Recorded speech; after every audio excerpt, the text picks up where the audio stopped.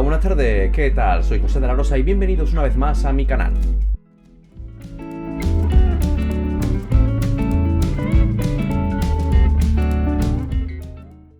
Aviso a los espectadores, esta es la tercera parte de una tier list que ya hemos empezado en el canal, por lo que te vas a encontrar reyes ya colocados en la lista, que pueden ser spoilers si no has visto los vídeos anteriores que te dejo en las pestañas de aquí arriba. Si te gusta ese tipo de contenido, ya sabes, suscríbete, dale a like, activa la campanita para enterarte de futuros vídeos y shorts y comparte con tus amigos. Continuamos con el vídeo.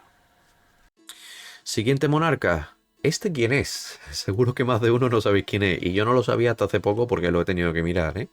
O sea, me sonaba un poco, pero es difícil localizarlo en un cuadro. Luis I, de España. Sí, hay un Luis de España. Lo que pasa es que duró muy poco tiempo. De hecho, no sé en qué año reinó exactamente, pero después del reinado de, Felipe V, cuando abdica Felipe V, lo hace en su hijo, Luis I, que va a ser rey, pero es que no dura ni un año. O sea, muere muy prematuramente a causa de una enfermedad y no le da tiempo a hacer absolutamente nada. Así que por eso lo ponemos en desastre, porque su vida fue un desastre en ese sentido. Llega a ser rey y no ni siquiera ver las campanadas, ¿vale? Después de su reinado, no va su hermano Fernando VI, sino que vuelve a reinar Felipe V. O sea, eso también sería un argumento a su favor, ¿no? Que hay que tener... Después de abdicar, volver a coger las riendas de un estado es difícil y Felipe V lo hizo. Eso es una lanza a su favor. Aunque bueno, lo hemos dejado ahí y no lo vamos a mover. Luis I, nada, que es una anécdota. Es pura anécdota en la historia de España. No sé si hay algún fan de Luis I o si lo conocíais, dejadlo en los comentarios. Pero aquí lo tenemos y lo vamos a poner en desastre porque es que no le dio tiempo a hacer absolutamente nada. Si Amadeo I tenía buena formación y buenas ideas y tal, pero no le dio tiempo, pues imagínate este que dura muchísimo menos, este Luis I de España. Y lo ponemos por debajo de Carlos II, sí. Así de claro, porque Carlos II duró muchísimo más a pesar de su lamentable estado de salud. A veces pasa, te da que si la viruela, que si la gripe, que si lo que sea y mueres. Así que este Luis I, muchos lo conoceréis a partir de ahora, o de manera anecdótica, como el monarca más efímero de la historia de España. Venga, siguiente... otro peso pesado, Carlos V, también con una pedazo de serie, heredera de la de Isabel, que bueno, considero que no llega a ser tan buena, pero la verdad es que están bastante bien, porque la verdad es que está entretenida y eso, te hace una visión general de lo que es la monarquía hispánica bajo los Austrias con el rol del emperador Carlos. A Carlos V lo tenemos que poner en cine, sin duda, el hombre más poderoso de su tiempo, rey y emperador de vastísimos territorios con una herencia, vamos, que cualquiera querría esa herencia, o no, porque es un gran marrón también. Creo que lo vamos a poner ligeramente por encima de Carlos III. Es que yo siempre he sido muy de Austrias, ¿vale? Y sí, me gusta más Felipe II, porque una de las cosas buenas de Carlos V podríamos decir muchas, ¿no? Sus territorios, sus victorias, que si Pavía, que si contra el turco, esos frentes abiertos, Mulberg, ¿no? Contra los protestantes, aunque al final se implantó la paz de Augsburgo, ¿no? Cuius eius religio. Así que el luteranismo se extendió, no fue el éxito del catolicismo de Carlos V como hubiera querido. Sus luces, sus sombras, empieza la conquista de América también, una gran gestión de sus territorios y además un hombre muy capaz, rodeado pues también por gente bastante capaz. Pero en mi opinión, para ser rey de España yo creo que debes centrarte más en lo que es España. Y Felipe II sí que lo hizo. La capital en Madrid, fue el que instauró la capital en Madrid, 1561 si mal no recuerdo. Y Carlos V tenía vistas más en el imperio europeo, en el Sacro Imperio Romano Germánico, en el título de emperador y en las gestiones europeas, que en España. De hecho, eso le granjeó muchos problemas, como el caso de, bueno, ya sabéis, de los comuneros, las germanías, las comunidades de las germanías, esas sublevaciones. Y bueno, llegó al país sin saber hablar castellano y se harán reivindicaciones, ¿no? Que no sacara el dinero para la carrera imperial, para sobornar a los príncipes alemanes, para comprar influencias, para la elección de emperador. Y lo hizo, efectivamente. Después, pues bueno, tuvo que a lo mejor de alguna manera disculparse, de alguna manera atender a los asuntos españoles, pero digamos que ese fue su pecado, por así decirlo. Pero sí, un monarca bastante capaz y un gran emperador, lo dicho, el hombre más poderoso de su tiempo, y eso es una virtud o una bendición y también es una maldición, porque hay que saber gestionar, tener tantos frentes abiertos, y Carlos V sin duda lo consiguió. A su muerte dividió sus dominios, como todo gran emperador desde Carlomagno, ¿no? Para su hijo Felipe II, esa vasta extensión territorial que después acabaría heredando también, gracias a su esposa, ¿no? Isabel de Portugal, pues acabaría heredando también el imperio colonial portugués, y a su hermano, pues, el imperio. Bueno, aquí tenemos la figura de Carlos V, Carlos I de España y V de Alemania, como lo conoceréis más de uno. Vamos acercándonos a la recta final, ¿eh? Aquí tenemos ya monarcas actuales. Tenemos que decir una cosa, respecto a Felipe VI y a Juan Carlos I, debo añadir un comentario. Falta perspectiva histórica, ¿vale? Son monarcas que actualmente están vivos y son muy recientes para saber qué implicaciones han tenido sus acciones políticas o acciones de jefatura de Estado y su, digamos, gestión, no ya del gobierno, sino de lo que es la jefatura de Estado en España y lo que es el papel de la monarquía española y de la corona como tal. Así que bueno, voy a dar mi opinión, pero va a ser bastante sesgada en este caso, ¿vale? En cuanto a ponerlos en esta tier list, pero falta muchísima perspectiva histórica. O sea, a lo mejor dentro de 100 años podríamos hacer un análisis mucho más exhaustivo de qué relevancia han tenido sus acciones. En cuanto a Juan Carlos sí podemos destacar alguna cosa, pero con Felipe es que es el actual monarca. O sea, no podemos tener perspectiva histórica sobre esto. Sin embargo, ¿dónde lo colocaríamos? Cuidado, aquí está la polémica, no echarse los monárquicos, no se echéis a la yugular. Y los republicanos no me digáis, eres demasiado blando, ponlo más abajo, o viceversa. ¿Mejor que Amadeo o peor que Amadeo? Vamos a ponerlo en mejorable. Vamos a ponerlo aquí, ¿vale? Un aprobado normal. Tampoco es que sea raspaillo, pero ahí está. A ver, es cierto que en la etapa en la que estamos, vuelvo a decir, perspectiva histórica nula, pero bueno, vamos a comentar un poco de actualidad periodística, ¿no? En la etapa en la que estamos, los problemas principales, que sí, los nacionalismos, ¿no? La corrupción o el descrédito del nivel de la clase política, también el paro, la inflación, las crisis económicas, que lleva a cabo también conflictos sociales, el auge de la globalización, que se extiende pues evidentemente a todo lo que es el mundo occidental y más allá. Y bueno, Felipe considero que es una figura que da cierta estabilidad al panorama político español. Me explico. Ante la corrupción y el poco nivel de la clase política, la monarquía no está tan mal considerada, ¿vale? Y eso le da cierta consistencia a lo que es el papel de la jefatura de Estado. O sea, evidentemente la sociedad española desgraciadamente está muy polarizada, y eso es fruto de su historia, por supuesto, y está la dicotomía famosa entre monarquía y república, ¿no? Que eso da lugar también a mucha polémica, a interpretar los elementos nacionales como a lo mejor que si lo famoso, ¿no? Una bandera de España es facha o tú eres rojo por querer derechos de los trabajadores.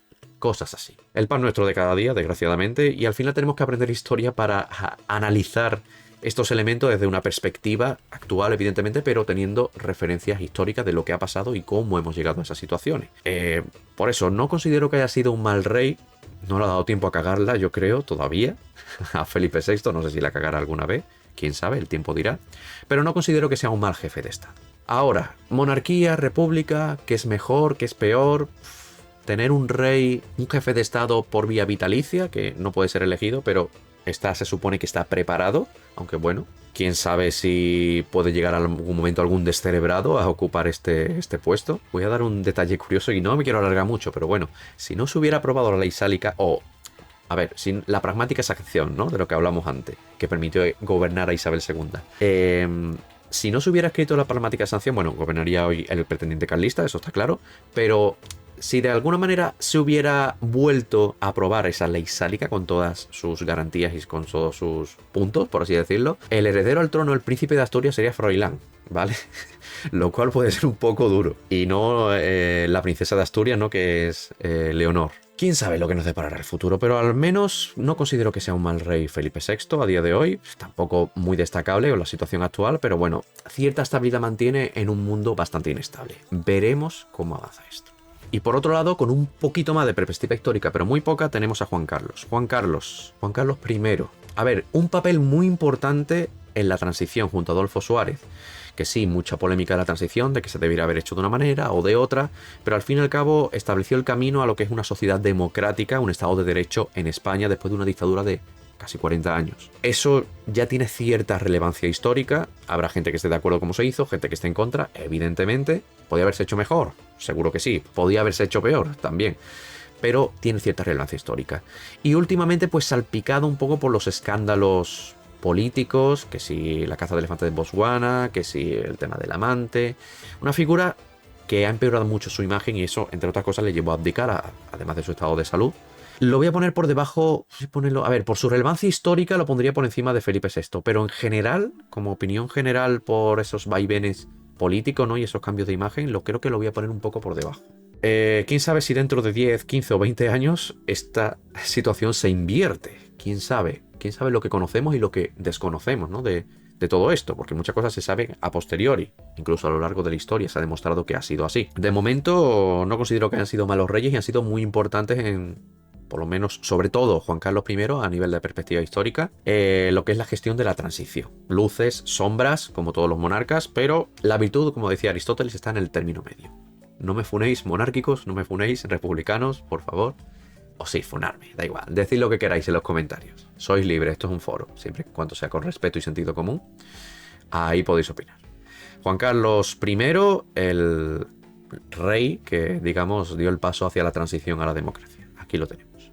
Y vamos con la recta final. Aquí tenemos un monarca que yo no me acordaba de él cuando estaba haciendo un poco el guión de este vídeo. No me acordaba de él, pero joder, hay que acordarse porque fue rey de España, José I. ¿De qué dinastía? Pues de los Bonaparte, el hermano de Napoleón Bonaparte durante la Guerra de Independencia. Napoleón obtuvo en las abdicaciones de Bayona la corona de España y la cedió, evidentemente, a su hermano, José I, para que gobernara el país, evidentemente, bajo la visión imperial del hombre más poderoso de su época, que era Napoleón. ¿Dónde ponemos a este monarca? A ver, en cuanto a ideas, abolió los señoríos jurisdiccionales, inició trámites para ello, en un contexto bélico de guerra de independencia, efectivamente, pero dio pasos para desmantelar el antiguo régimen a través de las ideas de la revolución, ideas ilustradas y expandidas durante la Revolución Francesa, esos ideales que defendía Napoleón, o por lo menos en cuanto a su capa más profunda, por así decirlo. Así que cierto progresismo de cara a lo que había España, que estaba muy anquilosada en el antiguo régimen. Un buen rey no era un borracho. Se supone que era astemio, ¿no? Según dicen. Le llamaban Pepe Botella, ¿no? Para desacreditar su imagen. No era querido por la mayoría de los españoles, está claro, por los afrancesados sí, que veían con buenos ojos esa llegada de los ideales de la Ilustración y de la Revolución Francesa. Pero no considero que fuera un mal rey, ¿eh? A ver, tampoco era muy querido en cuanto a carisma. Creo que vamos a ponerlo por aquí. Sí, vamos a ponerlo aquí porque, claro, un rey necesita mucho el apoyo de ciertas élites y aquí, claro, no lo apoyaba a nadie. Igual que a Amadeo, pero Amadeo consideró mucho mejor en cuanto a su formación, sus ideas y tal cual y su intención. Y José I, pues, al final fue puesto por su hermano en una invasión militar que dio lugar a la guerra contra el francés, ¿no? Esa guerra de independencia que también dio paso, pues, a la contemporaneidad, ¿no? Para España. José I, Pepe Botella para la mayoría de españoles. Y aquí lo tenemos, este José I, que bueno, no considero que fuera un desastre de rey, ni muchísimo menos, pero tampoco le dio tiempo a hacer gran cosa. A lo mejor era buena gente y todo el hombre. Lo malo es que era francés.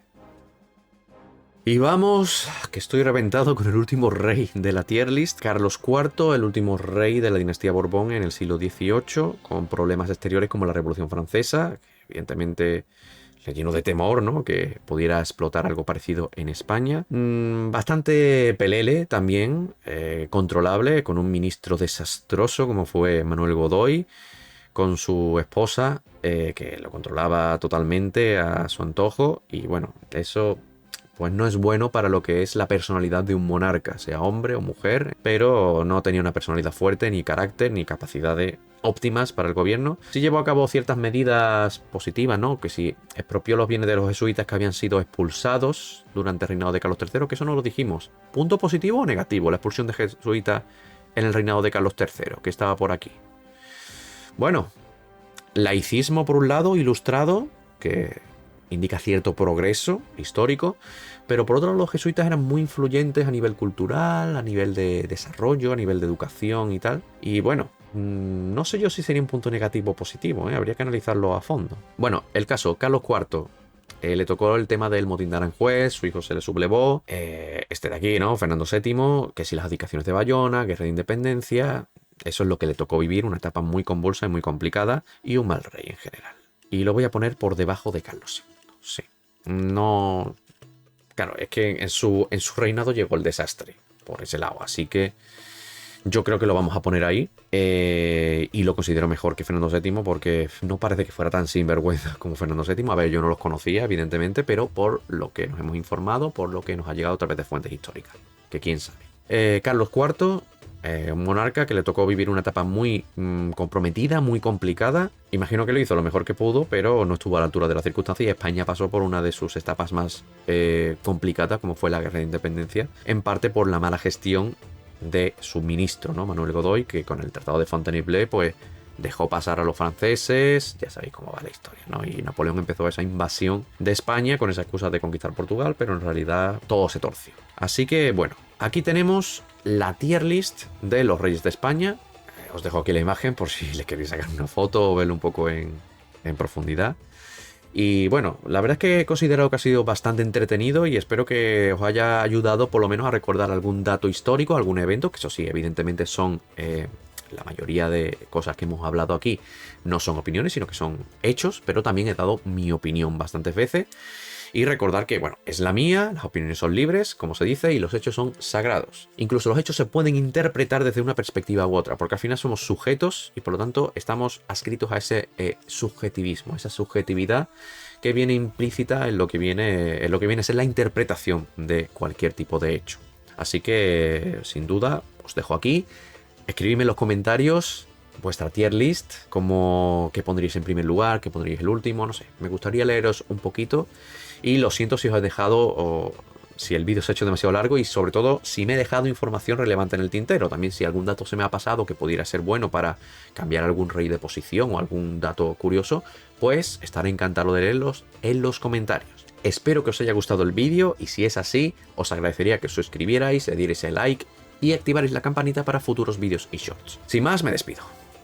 Nos vemos. Espero que te haya gustado el vídeo. Si es así, no olvides suscribirte, darle a like y activar la campanita para futuros vídeos y shorts. Nos vemos pronto. Adiós.